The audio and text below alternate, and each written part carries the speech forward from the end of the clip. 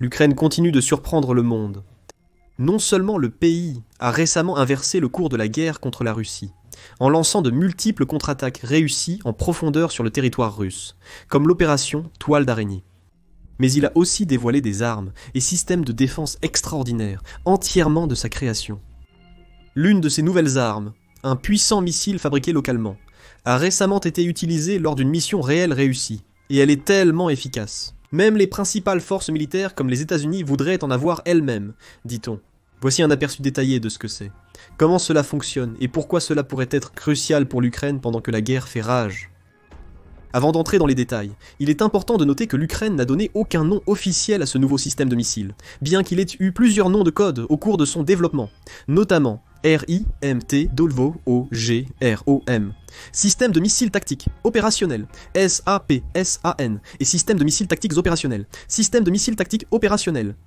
En ukrainien, RIM signifie tonnerre. La raison de l'absence de nom officiel est simple. Selon l'analyste de Défense Express, Ivan Kirichevski, des noms sophistiqués sont utiles lorsqu'un pays essaie de vendre une arme à l'étranger, mais ils ne sont pas vraiment nécessaires en pleine guerre, affirme Kirichevski. De nos jours, pas besoin de marque tape à l'œil, c'est une arme radicalement nouvelle. Pas de souci si elle n'a qu'une désignation technique pour l'instant.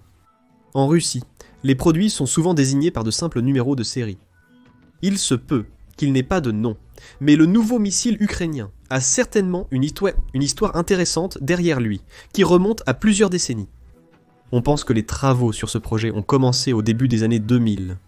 À cette époque, le Conseil national de sécurité et de défense de l'Ukraine s'est rendu compte que le pays avait besoin de nouveaux systèmes de missiles améliorés pour remplacer ses missiles soviétiques Tochka-U, de plus en plus vieux et obsolètes. Cependant, le développement des nouveaux missiles a été très irrégulier, souvent interrompu par des périodes d'instabilité économique, comme la crise financière de 2008 et d'autres problèmes. Mais lorsque la Russie a envahi l'Ukraine en 2022, le travail sur les missiles s'est accéléré rapidement. Alors que les dures et froides réalités de la guerre forcèrent les forces de défense ukrainiennes à trouver de nouveaux moyens de défendre leur territoire. Même alors, l'Ukraine a soudainement été plongée dans un état de crise majeure. Elle n'a pas pu consacrer les fonds et les ressources nécessaires au projet, car elle avait tant d'autres problèmes à gérer et à résoudre. Ainsi, les avancées sur les missiles sont restées lentes. Mais à l'été 2024, les choses ont changé. Le projet de développement de missiles est passé sous la supervision directe du ministère de la Défense et de personnalités clés de l'armée ukrainienne, ce qui a permis des progrès beaucoup plus rapides.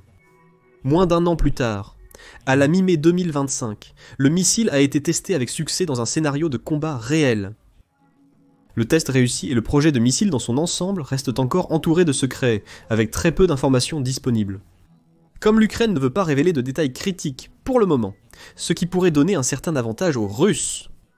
Cependant, selon l'analyste militaire et directeur du Centre d'études sur la conversion et le désarmement de l'armée, Valentin Badrak, le missile aurait été utilisé pour frapper un poste de commandement du quartier général russe à environ 300 km de son site de lancement.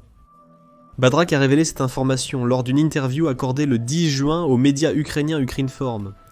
Lors de cette interview, Badrak et d'autres experts ont éclairci les capacités du missile et comment il pourrait surpasser les équivalents américains et européens les plus performants. Voici ce qui a été révélé. Le nouveau missile serait fabriqué à l'usine Pivdenmak, à Dnipro, la 4e plus grande ville d'Ukraine. Il affiche une portée maximale d'environ 186 miles, soit 300 km, selon la configuration. Il peut transporter une ogive conventionnelle de plus de 400 kg, environ 880 livres.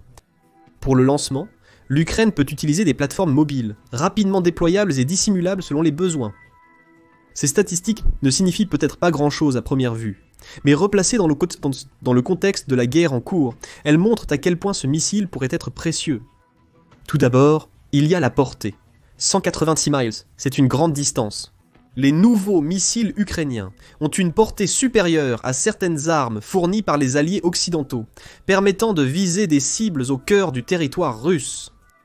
Dans des scénarios réels, l'Ukraine déploierait probablement ses plateformes mobiles de missiles à environ 25 à 30 miles derrière les lignes de front, ce qui signifie qu'elle pourrait frapper des cibles jusqu'à environ 150 miles au-delà de la frontière. Ces cibles pourraient inclure des installations de production, aérodromes, casernes, bases, usines, raffineries, voies ferrées, ponts et autres infrastructures clés. Le type exact d'infrastructure logistique que l'Ukraine a pris l'habitude de frapper ces derniers temps. L'Ukraine pourrait même frapper les usines de production de drones de la Russie. L'expert en aviation Kostiantin Krivolap suggérant qu'environ 4 à 5 de ces missiles pourraient suffire à rayer l'une de ces usines de la carte. C'est très impressionnant, car il faudrait un nombre bien plus important d'autres missiles pour détruire une telle structure. Et tout cela est grâce aux énormes ogives de 400 kg dont ces nouveaux missiles sont équipés. Comme l'a expliqué Krivolap, une ogive de 400 kg est puissante pour un missile de cette catégorie. Un missile comme celui-ci est au niveau tactique opérationnel. Il est conçu pour détruire les centres logistiques, les postes de commandement et les dépôts de munitions. Le fait que l'Ukraine puisse tirer ces nouveaux missiles depuis des plateformes mobiles efficaces et pratiques est un autre atout majeur pour les forces armées du pays. Dans une guerre comme celle-ci, où l'Ukraine fait face à des bombardements aériens quasi constants, avec des frappes récurrentes de drones et de missiles le long des lignes de front et au-delà, il n'est ni faisable ni pratique d'utiliser des systèmes de lancement de missiles fixes. La Russie pourrait facilement repérer l'emplacement de ces systèmes et envoyer des essaims de drones ou plusieurs missiles pour les détruire. L'Ukraine doit plutôt utiliser des plateformes mobiles pour occuper des positions stratégiques, tirer un ou plusieurs missiles, puis reprendre la route avant que l'ennemi n'ait le temps de localiser leur position ou de lancer des frappes de représailles. Ces plateformes permettent également à l'Ukraine de frapper davantage de cibles. Un système fixe ne pourrait cibler qu'une zone de territoire déterminée. Cependant, les plateformes mobiles peuvent alors se déplacer sur les lignes de front, traverser la frontière et attaquer diverses cibles dans différentes zones. En bref, les plateformes de missiles mobiles sont bien plus efficaces et précieuses pour l'Ukraine en ce moment. Mais voici le plus passionnant. Selon Krivolap, ces missiles devraient devenir encore meilleurs dans un avenir pas trop lointain. Qui a expliqué que des variantes supplémentaires pourraient être produites avec des ogives légèrement plus petites ou des moteurs plus puissants, augmentant ainsi la portée maximale de plusieurs dizaines de kilomètres. Selon les accords internationaux, 300 km, soit 186 miles, est la limite pour l'exportation. Mais pour un usage domestique, elle devrait être portée à 500 km, soit 310 miles. Peut-être qu'ils n'y sont pas encore parvenus, mais ils y arriveront. Ces missiles semblent déjà incroyables et représentent un sérieux renforcement des capacités défensives et offensives de l'Ukraine. Le fait qu'ils puissent encore progresser est une nouvelle très enthousiaste et motivante. Avec une portée de plus de 500 km, de nombreuses cibles supplémentaires seraient accessibles. Des bases aériennes aux raffineries. Et l'Ukraine pourrait même être en mesure de lancer des frappes sur Moscou elle-même à ce stade. Cela pourrait avoir un impact énorme sur la guerre, car cela mettrait la Russie encore plus sur la défensive, obligeant le Kremlin à repenser complètement sa stratégie. Des bases et des usines, qui semblaient autrefois sûres et protégées en raison de leur emplacement, seraient soudainement menacées. Et la Russie devrait prendre de nombreuses mesures d'urgence pour protéger ses actifs les plus précieux, comme déplacer des avions, des chars, des drones et des systèmes de missiles de grande valeur plus profondément dans son territoire et plus loin des lignes de front. Cela pourrait suffire à donner à l'Ukraine le répit nécessaire pour se regrouper, contre-attaquer et reprendre les terres perdues. Bien sûr, tout cela reste hypothétique pour l'instant, car le missile est encore tout nouveau. Des tests supplémentaires sont nécessaires pour démontrer son potentiel réel, et il doit être produit en quantité suffisante. Les forces armées ukrainiennes pourront donc constituer un stock et utiliser ces missiles pour effectuer plusieurs frappes dans les semaines et mois à venir. Mais les Ukrainiens ont déjà une longueur d'avance. Selon Badrak, la production en série a déjà commencé. Je ne sais pas combien de missiles nous pouvons attendre par mois ou par an. Je pense que la production va augmenter de façon très significative. D'autres sources suggèrent que l'Ukraine pourrait produire environ 40 à 50 de ces missiles par mois, ce qui serait un résultat très solide et un atout majeur pour la défense du pays. Et chaque missile aurait de très grandes chances d'atteindre sa cible, grâce à son niveau remarquable de précision rapportée, basé sur des systèmes électroniques innovants. Kiri Chavesky explique que les gens s'interrogent souvent sur la non-réutilisation des anciens missiles Pivdenmak. La réponse est qu'il manquait de précision. Pour égaler l'Iskander russe, une électronique d'une toute autre catégorie était nécessaire. L'Ukraine a eu des difficultés dans ce domaine par le passé. Elle a eu du mal à produire des composants électroniques vraiment haut de gamme, de qualité militaire, ce qui l'a empêché de créer des systèmes comme le missile moyenne portée français à moyenne portée, ou les missiles Spike israéliens. Mais aujourd'hui, heureusement pour l'Ukraine, il semble que des progrès aient été réalisés, que des problèmes aient été résolus, et que le pays franchisse de nouvelles étapes dans ses plans de développement de missiles. Selon Kirichavsky, si le missile atteint sa cible, cela prouve notre maîtrise de l'électronique. Mais qu'en est-il des systèmes de défense aérienne russes? Ne pourraient-ils pas intercepter ces nouveaux missiles avant qu'ils n'atteignent leur cible? Non, selon Krivolap, qui suggère que les systèmes de défense S-300 et S-400 de la Russie manquent de la précision et de la fiabilité nécessaires pour abattre ces missiles. Il a déclaré que les systèmes S-300 et S-400 n'ont qu'environ 30% de chances de toucher une cible balistique. Si vous lancez 2 missiles en même temps, ils ne l'abattront pas. Krivolap a également souligné la vitesse extraordinaire du nouveau missile, proche de Mach 5, soit 5 fois la vitesse du son, ou environ 3800 miles par heure. Cela le rend encore plus difficile à verrouiller et à neutraliser pour les défenses russes. À certaines étapes, il atteint une vitesse proche de l'hypervitesse, rendant l'interception extrêmement difficile pour les défenses aériennes russes. Les S-300 et S-400 sont efficaces contre les missiles de croisière, pas contre les missiles balistiques. Pour toucher un missile balistique, votre intercepteur doit le frapper directement, et la Russie ne dispose pas de ce niveau de guidage. En plus de ces systèmes S-300 et S-400, la Russie possède le système de missiles S-500 plus avancé, qui serait capable de neutraliser des armes hypersoniques. La Russie l'a même qualifié de meilleur système de son genre au monde. Mais, selon Krivola, ces affirmations ne sont que d'autres exemples de fanfaronnade et de propagande russe. Et le S-500 n'a pas réussi à être à la hauteur de la réputation dans des situations réelles jusqu'à présent. Selon lui, certains de ces systèmes ont déjà été détruits en Crimée, faisant probablement référence à un incident de juin 2024, au cours duquel l'Ukraine a lancé des missiles Atakoum fabriqués aux États-Unis sur une station radar russe dans la péninsule de Crimée. Bien que la Russie disposait d'un système S-500 dans la région, elle n'a pas pu intercepter ces missiles, et la frappe ukrainienne a été un succès. Et en parlant des Atakoum, ce ne sont que quelques-uns des missiles qui ont été fournis à l'Ukraine par les alliés occidentaux depuis le début de la guerre. Et il n'est pas secret que l'Ukraine a fortement compté sur les armements fournis par l'Occident au cours des dernières années. Mais, comme l'ont prouvé ces nouveaux missiles et d'autres innovations ukrainiennes récemment dévoilées, le pays a travaillé à renforcer ses capacités nationales de développement et de production. Les résultats de cet effort commencent à se manifester. Voici comment le nouveau missile se compare à ceux que l'Ukraine a reçus de ses principaux alliés occidentaux, en se concentrant sur les Army Tactical Missile System américains et les missiles Storm Shadow, créés grâce à une collaboration entre la France et le Royaume-Uni. Pendant longtemps, les Army Tactical Missile System américains étaient là sans aucun doute les meilleurs missiles auxquels l'Ukraine avait accès. Conçus et fabriqués par Ling, Temco, Vought, puis par Lockheed Martin, ces missiles ont été produits pour la première fois dans les années 1980. Ils ont été déployés dans plusieurs conflits, dont les guerres d'Irak et du Golfe. Mesurant 13 pieds de long et 24 pouces de large, les Atacams utilisent un propulseur solide et peuvent être équipés de 2 types d'ogives différents. La première est une bombe à sous-munitions, qui explose sur une large zone et est idéale pour endommager ou détruire de nombreuses unités légèrement blindées en une seule frappe, comme des avions stationnés ou des groupes de soldats et de véhicules de transport. La deuxième ogive pèse un peu moins de 500 livres et est conçue pour frapper des structures individuelles, infligeant d'importants dégâts à de grands bâtiments ou à des installations renforcées comme des bases, et des casernes. En plus de la puissance, la portée est un atout clé des Atakoum.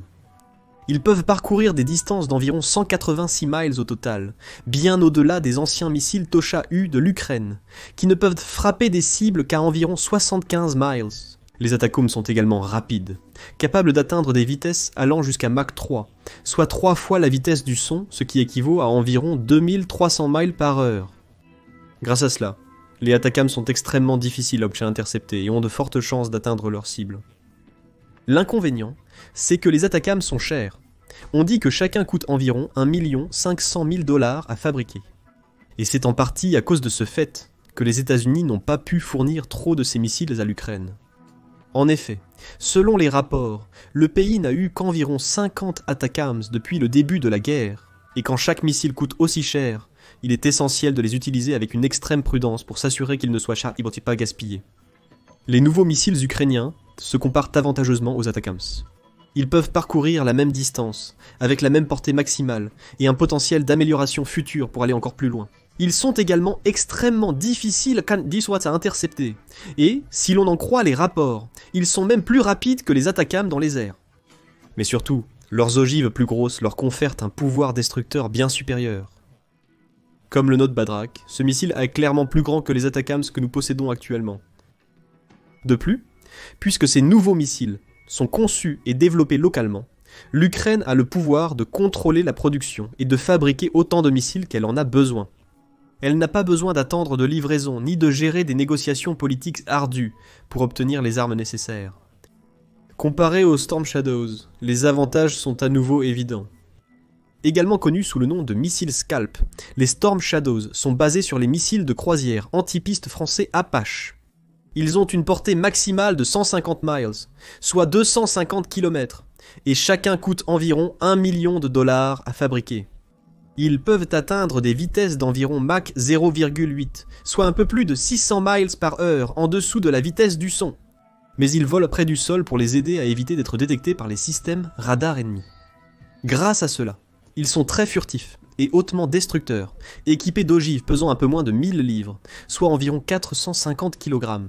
Cela signifie qu'ils sont en réalité un peu plus puissants, voire même plus, que les nouveaux missiles de l'Ukraine.